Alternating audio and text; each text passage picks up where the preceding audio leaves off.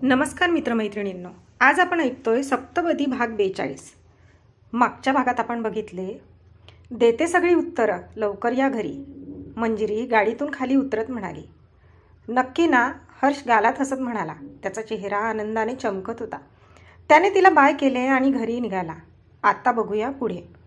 मंजिरी विचार करतच क्लासरूमच्या दिशेने चालली होती। संध्याकाळी कसं फेस करायचं हर्षला? आजकाल त्याची नजर मला काही सुचू देत नाही। किती खोल बघतो डोळ्यात, अगदी आरपार। माझ्या पोटात गुदगुल्या व्हायला लागतात आणि स्पर्श त्याने तर मी मोहरून जाते। हे काय होतंय मला? मी प्रेमात पडले का हर्षच्या? या फक्त स्त्रीसुलभ भावना तर नसतील ना माझ्या? की आकर्षण? काहीच कळत नाही। मात्र मला त्यांचा सहवास खूप आवडतो। घरी नसतात तेव्हा अगदी बेचैन होते मी त्यांना बघायला। सकाळी उठल्यावर दिसले नाही की वैताग होतं। आजही त्यांनी सोडतो म्हटल्यावर किती आनंद झाला मला। पण त्यांची नजर, असं वाटतं स्वतःला कुठे लपवू आणि कुठे नको। काय करू? सांगू का माझ्या भावना? काय ग, किती आवाज देते तुला? कुठल्या तंद्रीत आहेस? शीतल मागून येत तिच्या खांद्याला धरून म्हणाली, ते आपलं असंच, प्रोजेक्ट सबमिट करायचा आहे ना, त्याचा जरा विचार करत होते। मंजिरी बोलली, हो, एवढा विचार करतेस प्रोजेक्टचा? गाल लाल होईपर्यंत? शीतल तिचा चेहरा निरखत म्हणाली, उन्हामुळे झाला असेल ग। मंजिरी खाली मान घालून म्हणाली, खोटं नाही बोलता येत मंजिरी तुला, लाजून चेहरा लाल झाला आहे, दिसतंय मला। किस केलं का येताना जिजाजींनी? शीतल तिला आणखीनच चिडवत म्हणाली। छे ग, तसं काहीच नाही, मंजिरी लाजत म्हणाली। ए किती लाजतेस? माय गॉड, काही खरं नाही हर्षरावांचं। खरंच काय गेलं ग येताना? सांग ना, एवढी का लाजतेस? शीतल तिला आणखीनच चिडवत म्हणाली। कुठे, काही नाही, ते बघतातच असे की मी लाजून चूर होते। मंजिरी म्हणाली, काय मुलगी आहेस ग तू, म्हणे बघण्याने लाजून चूर होते। अजून आय लव्ह यू तरी म्हटलंस की नाही? शीतल म्हणाली, नाही, मला माहीत नाही मला त्यांच्याबद्दल प्रेम वाटते की नाही ते। मंजिरी म्हणाली, ए डप्पर, प्रेम नाही वाटत तर हे गालावर गुलाब कसे फुलले ग? वेडी आहेस का तू? लवकर आय लव्ह यू म्हण, नाहीतर चोरी जायचा। एवढा हँडसम नवरा आहे, मी असते तर आतापर्यंत हृदयात कैद केलं असतं माझ्या। शीतल तिला रागवत म्हणाली, खरं बोलतेस ना तू? मंजिरी म्हणाली, नाही, मी खोटं खोटं बोलत आहे। नसेल जमत तुला तर सांग, मी प्रपोज करते। पण एवढी चांगली रंभासोबत असताना माझ्यासारखी सामान्य मुलगी कशी आवडेल त्यांना? शीतल मस्करी करत म्हणाली, गप्प बस, काही काय बोलतेस? मंजिरी तिला हलकीशी चापट मारत म्हणाली, का राग आला का तुला मी प्रपोज करते म्हटलं तर? शीतल तिचा चेहरा बघत म्हणाली, हो, माझा नवरा आहे, तू प्रपोज करतो म्हणालीस, राग येणार नाही तर काय? मंजिरी तोंड वाकडं करत म्हणाली, म्हणजे जेलसी होते ना तुला? मग आणखी काय कन्फर्म करायचं आहे तुला? प्रेमात आहेस की नाही हे बघायला? शीतल म्हणाली, काही नाही, चल क्लास सुरू होईल आता। मंजिरी तिला गालात हसत म्हणाली। शीतलनी तिचे सगळे डाऊट क्लिअर केले होते। दोघेही बोलत बोलत क्लासमध्ये गेल्या। मंजिरीचं लक्ष क्लासमध्ये जास्त लागत नव्हतं। तिच्या डोळ्यासमोर सतत हर्षचा चेहरा येत होता आणि हृदयही धडधडत होतं। संध्याकाळसाठी हुरहुर वाटत होती। इकडे हर्षची हालत काय वेगळी असणार? संध्याकाळी सगळी उत्तरं देतो म्हणाली। काय म्हणेल? प्रेम आहे, कबूल करेल का? मिठीत येईल का माझ्या? कधी एकदा तिला घट्ट मिठीत घेतो असं झालंय मला। पण राग तर गेला असेल ना तिचा, की अजून रुचिप्रकरण आहे डोक्यात? बोलता नाही काही कसं कळणार मला? मग मी प्रेमाने बघितले तिच्याकडे की चेहरा लाजून चूर होतो तिचा, आणि तिला तसं लाजताना बघितले की माझे हार्टबीट्स स्किप होतात। तिचं उत्तर ऐकायला मी अधीर झालोय।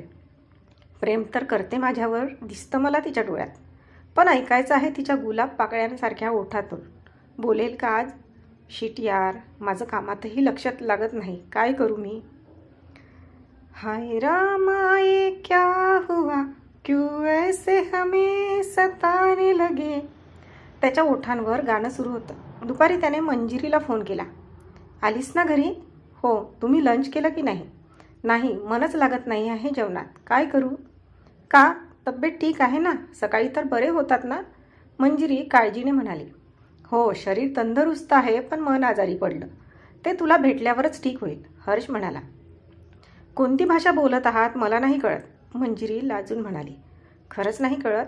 ठीक आहे, मी शिकवतो तुला, प्रेमाची भाषा आहे ही। हर्ष म्हणाला, कामं नाहीत का? उगीच बडबड करताय ती? नाही म्हटलं तर घरी या म्हणणार आहेस का? हर्ष म्हणाला। मंजिरीला काय बोलावे सुचत नव्हते। लाजत आहे ना? मी मिस करतोय तुझं लाजणं। हाय रामा ये क्या हुआ, क्यों ऐसे हमें सताने लगे. हर्षच्या तोंडून गाणं ऐकून तर तिचं हृदय आणखीनच जोरात धडधडायला लागलं. मी ठेवते फोन, मंजिरीने मोबाईल ठेवून दिला. मंजिरीची हालत तरी कुठे वेगळी होती. तिला सारखी हुरहुर वाटत होती.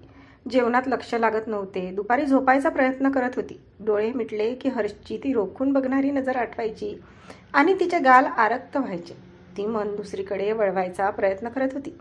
तिने आईंना फोन केला. मीनाक्षीसोबत बराच वेळ बोलत होती. मीनाक्षी आता आनंदात होती. राहुलने घरच्यांना कन्व्हिन्स केलं होतं मीनाक्षीसोबत लग्न करण्यासाठी. मीनाक्षी तिची चौकशी करत होती. हर्षसोबत बोललीस का, त्याला तुझ्या फिलिंग सांगितल्या का विचारत होती. संध्याकाळ होत आली. मीनाक्षी अंगणातल्या बागेत बसली होती.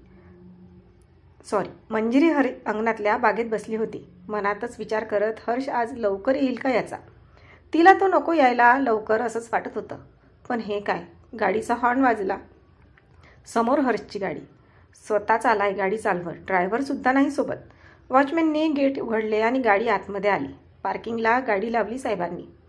बघ तू म्हणालीस ना लवकर ये म्हणून, आलो की नाही बघ, हर्ष मंजिरीला डोळा मारत म्हणाला. ती जबरदस्तीने हसल्यासारखं करत म्हणाली. हर्ष तिच्याजवळ येऊन बसला. तुम्ही फ्रेश होऊन या ना, मी कॉफी आणते करून, मंजिरी म्हणाली. एवढं छान वातावरण आहे बाहेर, बसूया ना थोडा वेळ, नंतर जाईन मी फ्रेश व्हायला, हर्ष म्हणाला. मी म्हटले म्हणून लवकर आलात, मंजिरी. अर्थात मी तुझ्यासाठी लवकर आलोय. तसंही आज माझं कुठे कामात लक्ष लागत होतं, हर्ष म्हणाला. कामात लक्ष न लागायला काय झालं. अरे माझी उत्तरं देणार आहेस ना तू, हर्ष तिच्या डोळ्यात बघत म्हणाला. कोणती उत्तरं, मला तर काही आठवत नाही, ती कपाळाला हात लावून विचार करायचं नाटक करत म्हणाली. नाही असं नाही चालणार, चिटिंग आहे ही, हर्ष तिच्याकडे रोखून बघत म्हणाला. मंजिरीने मान खाली घातली. त्याची ती रोखून बघणारी नजर तिला पेलवत नव्हती. राहुलचा फोन आलेला दुपारी. त्याने त्याच्या आईबाबांना कन्व्हिन्स केलं मीनाक्षीला बघायला येण्यासाठी. नोकरीचं होईल म्हणाला. त्याचं मॅटर सॉल्व्ह झाला. पण आपलं काय गं, आपली गाडी कधी येणार रोडावर, हर्ष म्हणाला. आपल्याला काय झालं, सगळं तर ठीक सुरू आहे, मंजिरी कळत नसल्याचा आव आणत म्हणाली. याला ठीक म्हणतात का म्हणू, काय ठीक आहे गं आपल्यात, हर्ष म्हणाला. कॉफी बनवते ना, चला फ्रेश येऊन या तुम्ही, मंजिरी विषय टाळत म्हणाली आणि उठून किचनमध्ये जायला लागली. हर्षने तिचा हात धरला. मनू, का अशी विषय टाळतेस, आणखी किती छळणार आहेस मला, हर्ष तिच्या चेहरा निरखत म्हणाला. मी कधी छळलं, सोडा ना हात, ती खाली बघतच बोलत होती. नाही, हात सोडण्यासाठी धरलाय का मी, हर्ष रोमॅन्टिक मूडमध्ये म्हणाला. मंजिरीचं हृदय जोरात धडधडत होतं आणि तिची हालत बघून हर्षला मज्जा वाटत होती. तेवढ्यात अरुंधतीची गाडी आली. मम्मा आल्यात वाटतं, मंजिरी म्हणाली. हर्षने गेटकडे बघितले आणि मंजिरीचा हात सोडून दिला. आता सोडतोय मम्मा आली म्हणून, हर्ष म्हणाला. मंजिरीला आनंद झाला. खरंच मम्मा आज फार वेळेवर आल्यात. ती धावतच किचनमध्ये पळाली. काय रे, आज लवकर आलास, तब्येत तर ठीक आहे ना, अरुंधती म्हणाल्या. त्या हर्षकडे बघत होत्या. हो ग, ठीक आहे, म्हटलं थोडा वेळ बायकोला द्यावा म्हणून जरा लवकर आलो, हर्ष म्हणाला. अगं बाई, सुधारला म्हणायचा माझा मुलगा, छान छान, अरुंधती हसत म्हणाल्या. काय ग हसतेस मम्मा, तूच तर म्हणत असतेस तिला वेळ देत नाही, हर्ष गाल फुगून म्हणाला. अरे गंमत केली जरा, किती रागवतोस लहान असल्यासारखा, त्याच्या डोक्यावर टपली मारत म्हणाला. चल कॉफी करते मी पण फ्रेश नाही झालो अजून, हर्ष म्हणाला. का, माझी वाट बघत होतास की काय, अरुंधती ते म्हणाल्या. तो फक्त गालात हसला. आज खरंच चुकीच्या वेळेस आलीस मम्मा, असू दे, मनूला बघतो रात्री, जाणार कुठे आहे ती, हर्ष मनातच म्हणाला. दोघेही फ्रेश होऊन खाली आले. मंजिरी कॉफी घेऊन तयार होतीच. काय मग, कुठे बाहेर जाण्याचा प्लॅन आहे वाटतं, अरुंधती म्हणाल्या. नाही, मंजिरी अडखळत म्हणाली. हो मम्मा, तिला बाहेर जाऊया म्हटलं तर ती नाही म्हणत आहे, हर्ष मंजिरीकडे बघत म्हणाला. का ग, जा ना, तो चल म्हणतोय तर, नाहीतर त्याला वेळ नसतो, आहे तर फायदा घेऊन घ्यायचा, अरुंधती गालात हसत म्हणाली. रोज रोज तुम्हाला एकटं ठेवून बाहेर जायचं मला नाही बरं वाटत, मंजिरी म्हणाली. तर मी पण येऊ म्हणतेस का सोबत, अरुंधती तिची मस्करी करत म्हणाल्या. हर्षने मनातच डोक्यावर हात मारून घेतला. हो चला ना, जाऊया तिघे पण, मंजिरी म्हणाली. हो चल, मी पण बरेच दिवस झाले कुठे बाहेर नाही गेले, अरुंधती हर्षकडे बघत म्हणाल्या. त्याचा चेहरा आता पाहण्यासारखा झाला होता. ही मम्मा पन्ना कधी कधी मूडची पार वाट लावते. नाही तेव्हा चल म्हटलं तरी यायला तयार नसते आणि ही मूर्ख, हिला तर काही कळतच नाही, म्हणे जाऊया तिघे पण. हर्ष मनातल्या मनात दोघींना शिव्या घालत म्हणाला. का रे, तुझा चेहरा का पडलाय? अरुंधती हर्षकडे बघत म्हणाल्या. मनातच त्या तर हसत होत्या. कुठे काय, काही नाही, हर्ष म्हणाला. नक्की ना? नाहीतर राहू दे, तुला बरं नसेल तर कॅन्सल करूया, बाहेर जाणं, अरुंधती म्हणाल्या. बरं आहे मम्मा त्यांना, आत्ताच तर ठीक होते, बाहेर गेलं की आणखी फ्रेश वाटेल, मंजिरी हर्षकडे बघून डोळा बारीक करत म्हणाली. डोकं दुखतंय माझं, मी आराम करतो जरा वेळ, हर्ष मंजिरीकडे डोळे मोठे करत बघत म्हणाला आणि रूममध्ये जायला वळाला. अरे कुठे निघालास? नाही येत आहे मी तुमच्यासोबत, मला एका कार्यक्रमाला जायचं आहे, अरुंधती म्हणाल्या. कुठला प्रोग्राम आहे? मंजिरी म्हणाली. मैत्रिणीकडे त्यांची मॅरेज ॲनिव्हर्सरी आहे, अरुंधती. मम्मा तू जात नाहीस ना अशा फंक्शनला? हर्ष म्हणाला. फार आग्रह करत होती रे ती, जावंच लागेल, तुम्ही दोघं जा बाहेर, अरुंधती म्हणाल्या. नाही ग, खरंच डोकं दुखतंय माझं. तसंही मंजिरीची इच्छा नव्हतीच बाहेर जायची. हो ना ग, हर्ष मंजिरीकडे तिरपा कटाक्ष टाकत म्हणाला. मंजिरी मांडणी डोलवत हो म्हणाली. तिला आता काळजी वाटली, कारण हर्ष बाहेर जायला नाही म्हणाला म्हणजे याचं खरंच डोकं दुखत असणार. हर्ष बेडरूममध्ये गेला आराम करायला. मंजिरी किचनमध्ये जाऊन जेवण बनवू लागली. अरुंधती तयार होऊन कार्यक्रमात निघून गेल्या. मंजिरी किचनमधलं आवरून बाहेर आली. हर्षचं डोकं दुखतंय म्हणून ती त्याला बघायला रूममध्ये गेली. तो कानात इयरफोन्स घालून बाल्कनीमध्ये झोपाळ्यावर बसलेला. हर्ष तुमचं डोकं दुखतंय ना? पडायचं ना जरा वेळ, गाणी का ऐकल्याने जास्त नाही का दुखणार, मंजिरी म्हणाली. तू चेपून देऊन ना, लवकर ठीक होईल, हर्ष म्हणाला. ठीक आहे, ती त्याच्या पाठीमागे जाऊ लागली. इथे बस ना माझ्या शेजारी, तो तिला हाताने धरून जवळ बसवत म्हणाला आणि तिचं डोकं तिच्या मांडीवर ठेवले. ती त्याच्या अशा जवळ येण्याने गोंधळली. काय झालं, चेप ना डोकं, ती त्याच्या कपाळावर तिचे नाजूक हात फिरवत होती. तो तिचा नाजूक स्पर्श अनुभवत होता. खरंच डोकं दुखतंय तुमचं, मंजिरी म्हणाली. छे ग, हर्ष. मग डोकं का चेपायला लावलं, ती आपले हात बाजूला करत म्हणाली. असंच तुझ्या मांडीवर झोपायला मिळालं ना, त्या निमित्ताने, हर्ष डोळा मारत म्हणाला. बाहेर जायला पण नाही म्हणालात, मंजिरी. बाहेर गेल्यावर तू माझ्याकडे बघतेस कुठे आणि घरी आल्यावर लगेच झोपतेस, मग आपण केव्हा बोलायचं सांग ना, हर्ष म्हणाला. फार खट्याळपणा करता हर्ष तुम्ही, मंजिरी म्हणाली. अजून सुरुवात पण नाही केली, पण करणार आहे हा, हर्ष डोळे मिचकावत म्हणाला. उठा आता, बंद झालं ना डोकं दुखायचं, मंजिरी वैतागल्यासारखे करत म्हणाली. का, पाय दुखतात का तुझे, हर्ष काळजीने म्हणाला. त्याने हळूच तिचा हात हातात घेतला. तिने नाही म्हणून मान डोलवली. तो उठून बसला आणि हात तिच्या खांद्यावर टाकला. आपलं काहीतरी बोलणं अर्धवट राहिलं होतं सकाळी, हर्ष तिच्याकडे बघत म्हणाला.